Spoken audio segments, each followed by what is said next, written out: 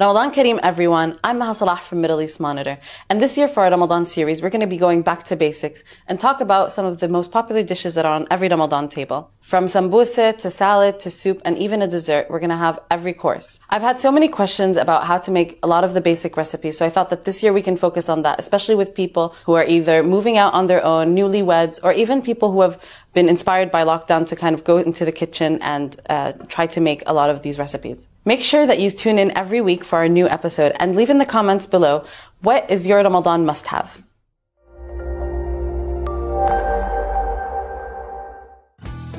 Welcome to the first video of this year's Ramadan series, Ramadan Basics. Today's recipe sambousa, or sambousek as we like to call it in the Levant, is probably one of the most common dishes on any Ramadan table across the Middle East. No table is complete without it. My husband and I pretty much have them every night along with a salad and soup and are happy with nothing else.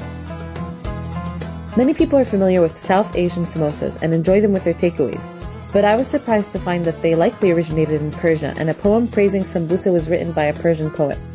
Recipes for sambusa can also be found in 10th to 13th century Arab cookbooks, where they are referred to as sambousek, derived from the Persian word sambousek. They are even the inspiration for empanadas. Lots of people usually buy ready-made sambusa dough that is thin and crispy, similar to spring rolls. But I prefer this homemade dough, which is more similar to pastry dough because it has more substance to it, and it has a lovely bite.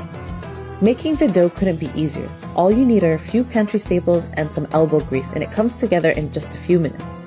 It's important not to overwork the dough so that you ensure that you have a flaky and crispy sambusa. You may use more or less water depending on how much water your flour absorbs. But if your dough is too sticky, you can knead in a bit more flour, or if it's too dry, a bit of water will fix that. Leave it to rest and it's ready to work with. As for fillings, cheese is a firm favorite at my house. I like to use a white Turkish cheese sold in cans because it's less salty than feta, but feta works great too. I mix it with mozzarella for that melted gooiness that we all love. The addition of parsley and nigella seeds elevates the cheese and gives it a lovely flavor. Sambusa is often filled with minced meat cooked with onions, 7-spice, and parsley, coriander, and/or dill. But feel free to get creative with your fillings. Once they're formed, they're ready to be fried. I usually make big batches of sambusa before Ramadan and freeze them, and that way I can pull out as many as I want and fry them from frozen right before iftar.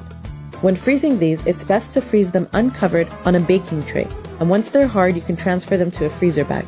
Otherwise, they'll stick together. Give these crispy, cheesy treats a try, and I promise you won't spend another Ramadan without them.